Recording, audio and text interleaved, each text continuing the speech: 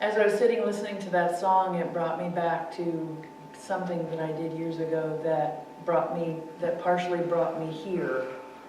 And I'm grateful for the memory of it because it was a profound healing passage that I took.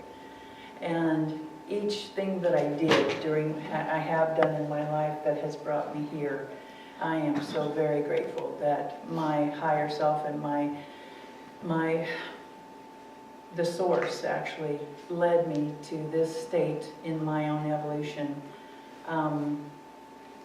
because I am so much more what I would like to be than what I used to be. Who would you be without your identity? If you take away your name, your profession, your country, your religion, your family, your deeds, who would be left? Would you still be here? We are so much vaster than words and forms, than just the things that we apply to this particular plane of existence. Eckhart Tolle talks about that form is the horizontal line, where Betty was talking about earlier. We are the vertical line. We are the depth that is connected to all things that we call God or Source or the universe. And this month being affirmations, when we affirm anything, that is to state that it is so, and to maintain this as being true in face of all contradictive evidence leading to the contrary. By repeating affirmations, like Joanne told us, it leads our mind to the state of consciousness where it accepts that which it wishes to believe. So why doesn't it appear to work? When you say, we are one with all that is, that does work, doesn't it? Because that's the truth. We all know that we are connected.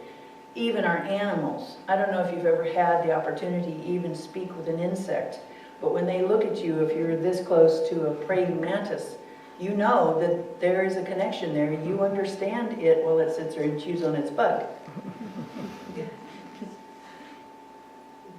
But then someone comes along to hurt you, and you separate. But then all of a sudden you affirm that you are abundance. How can you not be? We don't have a life. We are life. In fact, life lives us. Yeah, but you say my life isn't so abundant, isn't it? First of all, if I hold up this beautiful red piece of fruit that we call an apple, does the Word let you fully experience what the thing is? In fact, thinking about an apple, does that even come close to your magnificent experience of the thing if you're really paying attention? But most of us don't. Most of us go through our lives missing life. In fact, we don't pay attention to it hardly at all. I had a client yesterday who was very cute. And I was telling her about my class that I started this last week on Awaken to Peace. And she was curious about it and wants to come the next time I offer one. So I said, would you like to have an exercise that we did this week? Buddha's flower sermon. 2,500 years ago, one of his monks asked him what was the sermon of the day, and he handed the monk a flower. And 20 minutes later, only one monk began to smile. Only one monk understood what he was saying.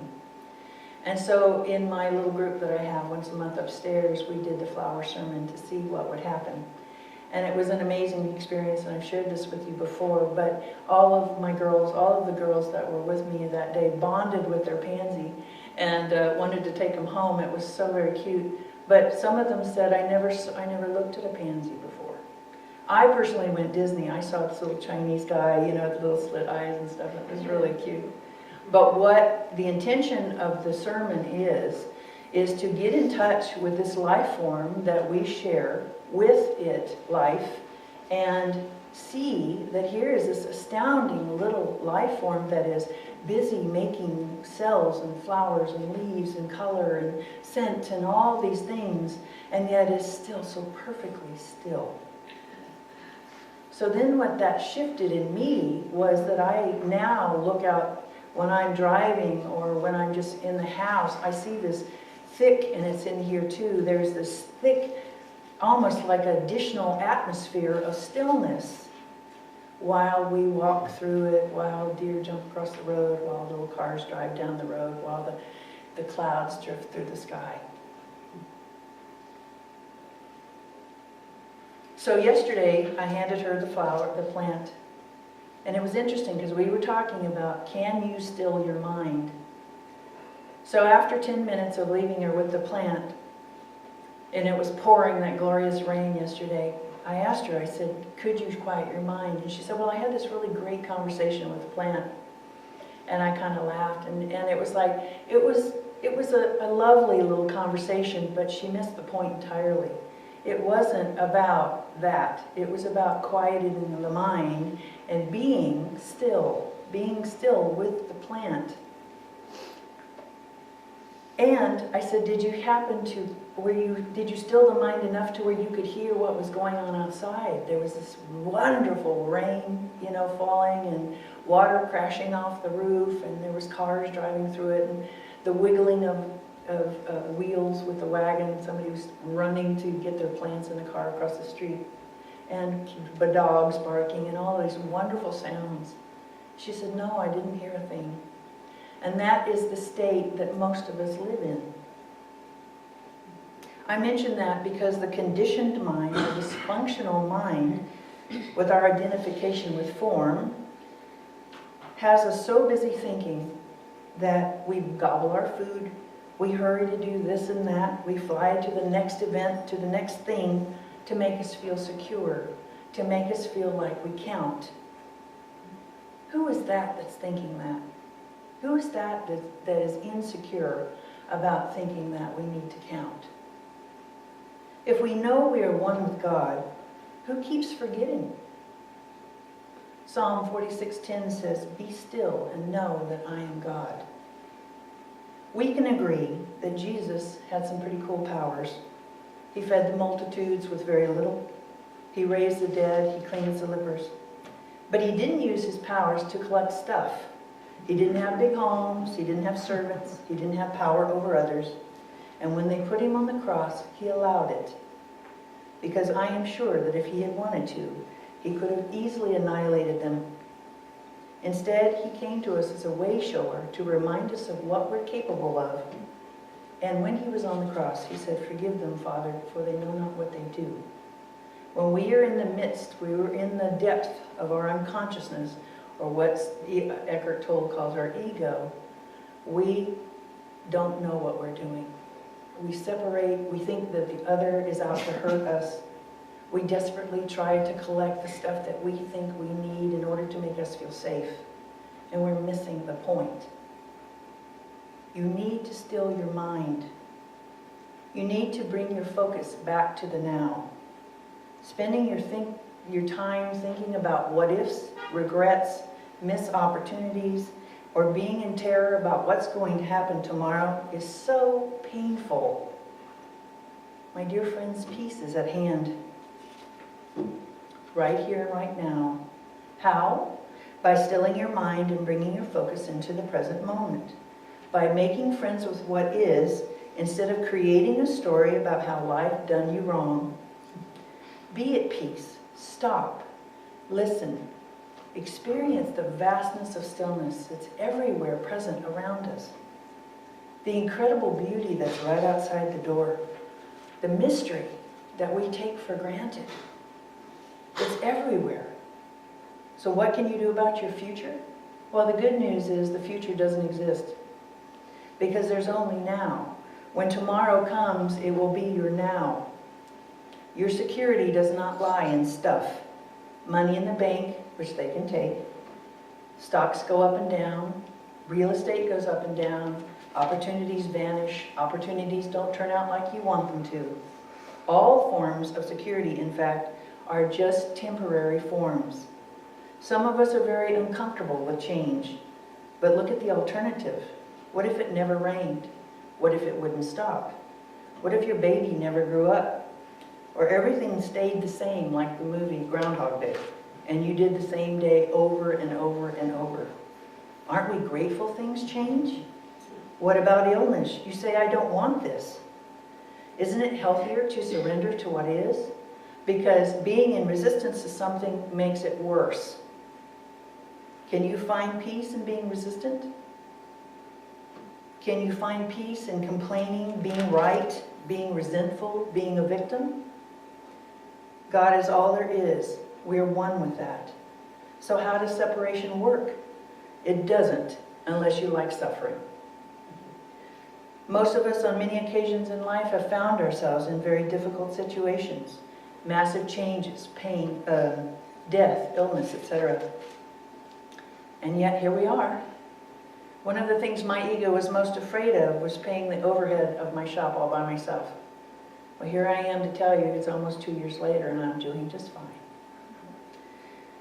But my thoughts about my future have made me so crazy. I've been praying diligently for release of that. And I found it in stilling my mind. I am a divine being. Not like the being of a person or thing, but I mean divine being. I'm beginning to awaken to the vastness of the mystery. I feel sacredness around us instead of feeling separate from Mother Earth. And now my prayer is, how can I serve you, who has given me life here in these gorgeous mountains, with all forms of life that make it so vastly interesting and joyful? We as humans are evolving beyond thought. It's obvious that the consciousness of this planet is incapable of solving its problems. Albert Einstein said that we cannot solve our problems with the same consciousness that created them in the first place. But you might say, yeah, but Jenny, things look really bad. Well, Eckhart Tolle says that's because the negative is so much louder than the positive. And quite frankly, a lot of us are addicted to the news, we're addicted to negativity, and we just got to find out what kind of crap that the television, the news media is trying to pump to us. I have a client that comes back every, oh, the world is, Chicken Little. Oh, the sky's falling. I said, why do you go and get a fresh dose of fear every single morning with your coffee? That's got to be at least more toxic than the coffee you're drinking. We need to awaken. Turn off your TVs, your electronic stuff, and breathe. Walk as if it's the most important task you'll ever do. Taste your food. Experience life that's in petting your animals. Feel the heat from your fire. And I don't mean, oh, this feels good. I mean, stand there and be with it and feel it. Smell the air. Take a good dose of those ions. And don't be thinking, I'm going to do that real quick while I'm on my way to lunch because I'm running late, blah, blah, blah. No, really be present when you smell the air. And then proceed through your now to the next moment, which is now. It's so pleasant having release from the pain and suffering that we endure. Will we get rid of pain? Pain, probably not. But it's a whole lot less suffering if you don't add the horrible story to it. Well, I just... Trust. Really, really begin to just breathe and be present in the moment and allow yourselves to recognize that you're much vaster than the little human ego would like for you to believe that you are. Really understand that even though you may not get how this appearance that we're all separate is working, just trust God anyway. Like Psalm says, be still and know that I am God. Thank you.